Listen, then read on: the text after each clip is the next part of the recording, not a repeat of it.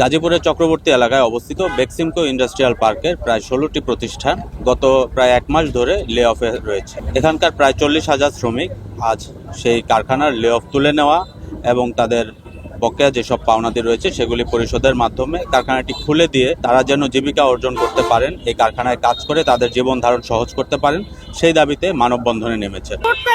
বন্ধ করে দিচ্ছে তো আমাদের চলে না, আমাদের অনেক ফান্ডে টাকা আছে ৩-৪ লাখ, আমাদের তো এটাই আশা ভরসা।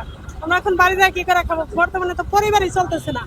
আমরা চাই ফ্যাক্টরিটা খুলুক, আমরা কাজ করে খাবো, পরিবার বাঁচাবো। বেক্সিমকো ইন্ডাস্ট্রিয়াল পার্ক হঠাৎ করে অঘোষিতভাবে আমাদের লে অফ ঘোষণা করছেন। এখানে আমরা ৪০,০০০ শ্রমিক রানিং চাকরি করতাম, হঠাৎ করে লে অফ ঘোষণা করার কারণে আমরা সব এখন বেকার হয়ে গেছি।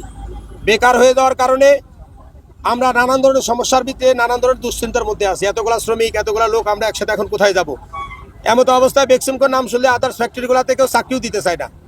তো আমরা চাই আপনাদের মাধ্যমে আমরা ঊর্ধ্বতম কর্মকর্তা, সরকারের দায়িত্বে যারা আছেন, তারা জানি আমাদের এই মানববন্ধনটি দেখে, আমাদের দুঃখ কষ্ট বুঝে তারা জানি আমাদের ফ্যাক্টরিটা খুলে দেয়, ব্যাক টু ব্যাক এলসিগুলো জানি আমাদের খুলে দেয়।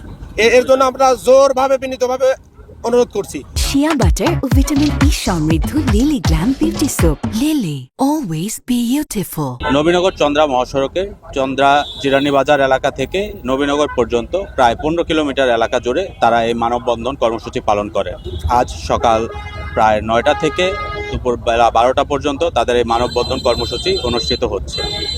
মানববন্ধন কর্মসূচি থেকে তারা দাবি তোলেন যে দ্রুত তাদের এই কারখানার লে অফ তুলে দিয়ে তাদেরকে কারখানায় কাজ করার সুযোগ করে দেওয়া হোক, যার মাধ্যমে তারা তাদের জীবিকা অর্জন করতে পারবেন এবং পরিবার পরিজন নিয়ে ভালোভাবে বসবাস করতে পারবেন। মানববন্ধন করতেছি আমাদের ফ্যাক্টরি খোলার জন্য। ব্যক্তির পাপের শাস্তি আমরা জনগণকে কেন নেব? আমরা সাধারণ শ্রমিক, আমরা খেটে খাওয়া মানুষ।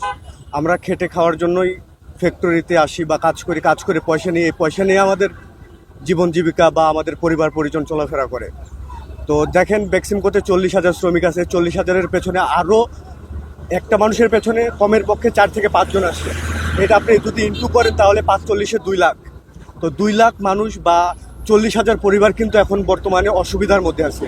আমরা যে অন্য কোথাও চাকরি বাকরির জন্য যাব, আমরা যে কোনো প্রতিষ্ঠানে, পাশে ইপিজেড আছে, যে কোনো প্রতিষ্ঠানে, ইপিজেড বা ইপিজেডের বাইরে যে কোনো প্রতিষ্ঠানে যখন আমরা চাকরির জন্য যাই, এরা বলে যে না, বেক্সিমকোর কোনো ওয়ার্কার, কোনো শ্রমিক এখানে অ্যালাউ না।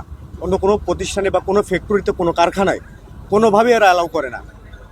তো এটা কিন্তু একটা মর্মান্তিক বিষয়। আমাদের যারা এখন সরকারে বা যেসব উপর মহলে আছে, যারা যেসব উপদেষ্টা বা বড় বড় শ্রম অধিদপ্তরে আছে, তাদের কাছে আমাদের একান্তভাবে অনুরোধ, আমাদেরকে ব্যাক টু ব্যাক এলসি যেটা বলে, এই এলসিগুলো খুলে দিক। সরকারিভাবে যদি ঋণের প্রয়োজন হয়, ঋণগুলো ব্যবস্থা করে দিক। আমাদের প্রতিষ্ঠানটা খুলে দিক, আমরা দুমুঠো কর্ম করে খেয়ে বাঁচতে পারি, যাতে এই ব্যবস্থাটা করে দিক। এটা আমরা সরকারের কাছে দাবি জানাই।